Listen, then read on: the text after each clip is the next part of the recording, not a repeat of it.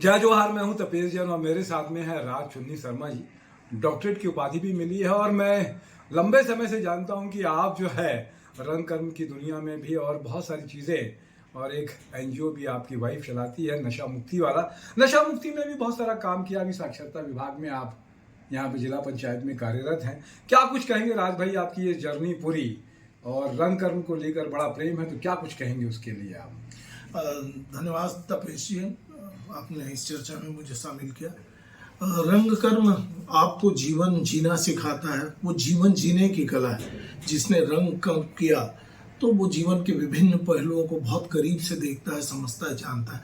क्योंकि अगर आपके अंदर भावनाएं हैं तब आप एक बेहतर रंगकर्मी हो सकते हैं, और अगर आपके अंदर भावनाएं हैं तब आप समाज के उन तबकों को भी देख पाते हैं जो हमेशा हाशिए में छूटे हुए हैं और आज भी छूटे हुए हैं।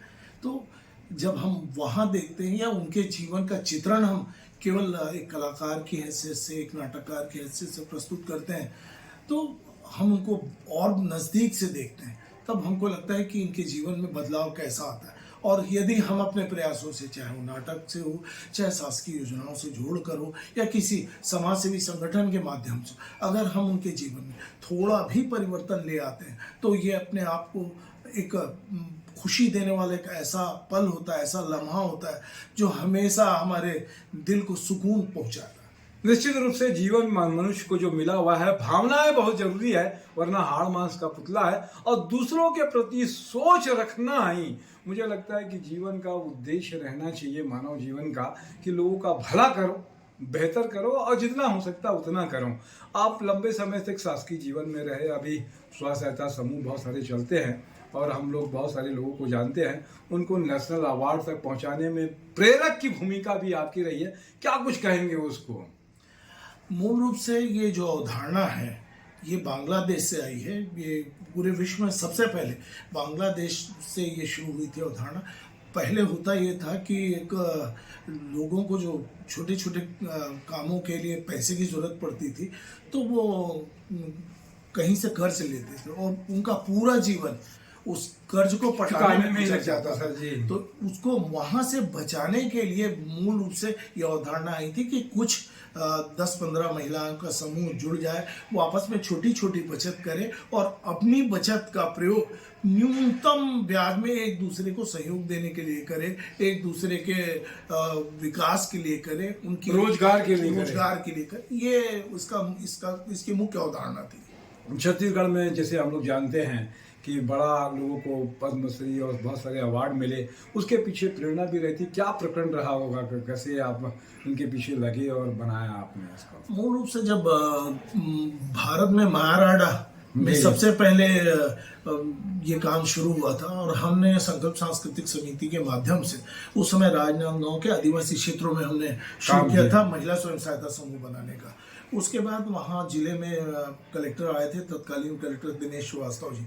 उनकी बड़ी रुचि थी इसमें, तो उन्होंने माँ बमलेश्वरी स्वयं सहायता समूह के नाम से एक प्रोजेक्ट शुरू किया था।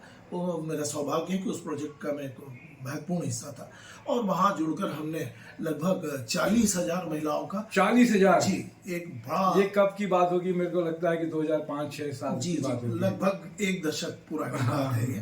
पर वहाँ से जर्नी शुरू हुई थी और उसी में एक बहुत जागरूक महिला थी जो ज़्यादा पढ़ी लिखी नहीं थी, या 8वीं तक उन्होंने पढ़ा था और मूल रूप से वो सुकुंदयान की है। जी जी। तो फुलवासन भाई, उन्होंने इसमें बड़ा एक्टिव रोल किया था और उनका खुद का एम्पावरमेंट इतना हुआ कि वो आगे चलकर उन्हें पद्मश्री भी मिला। फुलवासन जी को फुलवासन दूध का काम करती है मेरे ख्याल से। जी जी, व्यवसाय उनका यादव जी, तो इसलिए वो दूध भी हाँ, पहले वो बकरियां चराया करती थी। चीजें हैं। हाँ, लेकिन बाद में धीरे धीरे यहाँ से जुड़ने के बाद उन्होंने बहुत कुछ सीखा, ना अपने जीवन को बदला बल्कि बहुत सारी महिलाओं के जीवन को भी बदलने में उनमें अहम बड़ी भूमिका करी। क्या कुछ कहेंगे अभी जो महिलाएं काम करती हैं, क्या किस तरीके की अड़चन आती है? आपका तो बड़ा समय लगा और प्रारंभिक दूर से आपने काम किया, क्या अड़चन आती है उनको खास तौर से? मुख्य रूप से जो स्वयं सहायता समूह की मूल अवधारणा है वो शब्द से ही स्पष्ट है कि अपनी सहायता आप करिए। लेकिन हुआ ये कि बहुत सारी शासन की योजनाएं आई तो लोगों का जो मूल ध्यान है कि अपनी सहायता आप करना, इससे हटकर शासकीय योजनाओं पर केंद्रित होता चला गया। और एक नहीं, दो नहीं, तीन नहीं, बहुत सारे प्रोजेक्ट्स आए और अलग अलग लोगों ने अलग अलग तरह के स्वयं सहायता समूह बना दिए।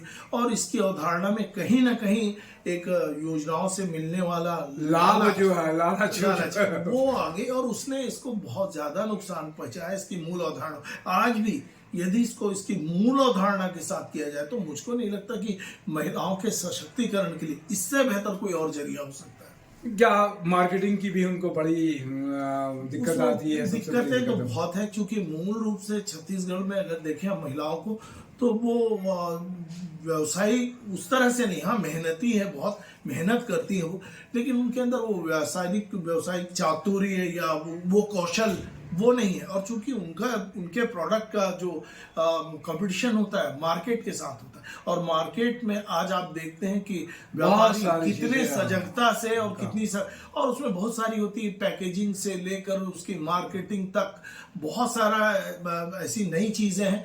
और अब तो ये हो गया कि ऑनलाइन जब से बाजार आया तो इसने व्यापारियों के भी रीढ़ तोड़ना शुरू कर दिया, जो बहुत न्यूनतम प्राइस में लोगों को घर पहुंचा रहा है। तो एक बड़ा कंपटीशन हो गया है। तो इसके बीच में कहीं ना कहीं मुझे लगता है कि महिलाओं को अपने पारंपरिक रोजगार की ओर लौटना चाहिए, जिसमें वो सिद्धहस्त हैं, जिसको वो जानती है।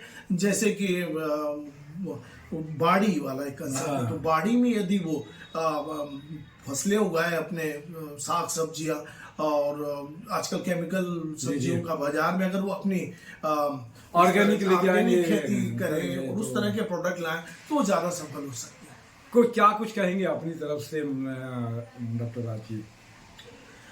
यही कहना चाहूंगा कि छत्तीसगढ़ एक बहुत ही खूबसूरत प्रदेश है, शांत प्रदेश है।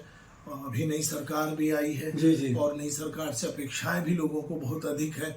और देश के प्रधान जो है हमारे प्रधानमंत्री जी, उनका भी सपना है कि भारत